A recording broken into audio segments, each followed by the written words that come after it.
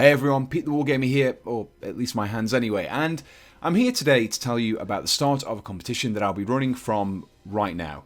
But rather than just sitting here looking at my hands for the next few minutes while I explain everything, let's look at some random items from within arm's reach of where I'm sitting. So, you've maybe seen the polls that I run on my community page for deciding the next miniature to tackle in a 5 ways to convert video, and among the usual chapters, in my last poll I included another option for a different homebrew chapter tutorial. You may have seen my Imperial Blades one that I did a while ago. Now this particular option received the most votes, and so I'll be producing another custom chapter video very soon. However, Mr. Bacon over on my Discord server suggested that I run a competition for the next homebrew video that I do, and I thought that would be a fantastic idea, and therefore here we are. So the competition will require you to submit an idea for a completely new Space Marine chapter. I'll choose a winner from the submissions, create a video on how to build that chapter, and the winner will also receive the converted and painted miniature as a prize as well. So what do you need to get your hands on such an auspicious prize?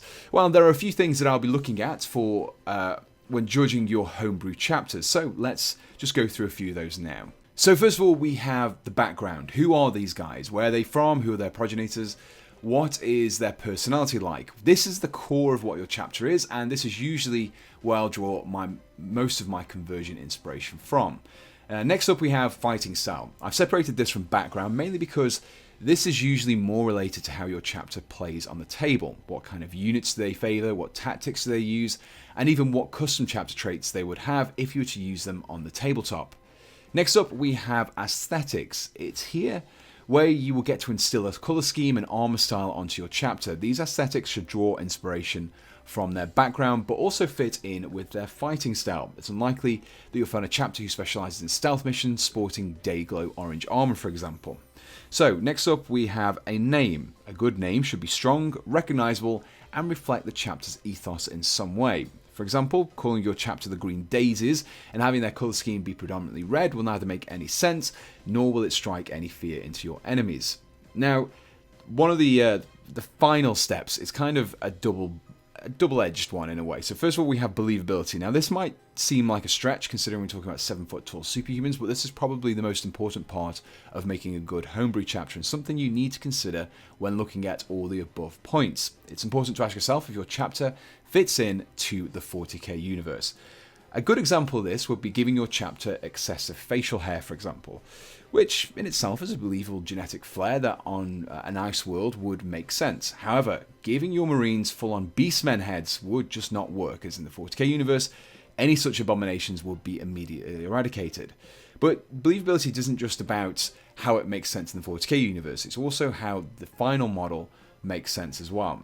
You want to make sure that you've got a Space Marine that can be constructed in a reasonable way. You've actually got to build these guys into an army. You don't want to have crazy additional mech arms and all these expensive components going onto your model, because you want to spread these out across an army. You want to have all these individual little traits represented across many units and across many different types of unit as well.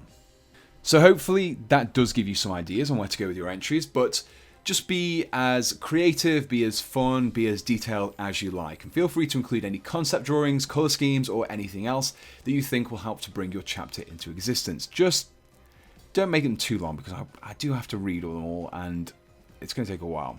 So I should also note that at least this time around, all these submissions should be based around Loyalist chapters and ones which can have Primus Marines. I know probably some of you are groaning right now, but this is mainly because I have a ton of Primus Minis already, and they just work with tons of parts as well, so they're very easy to work with. Now the competition will be running from right now until midnight on Friday the 31st of January, and all submissions should be made to petethewargamersubmissions at gmail.com. Yeah, that's right, no personalized domains here, not in the big leagues yet.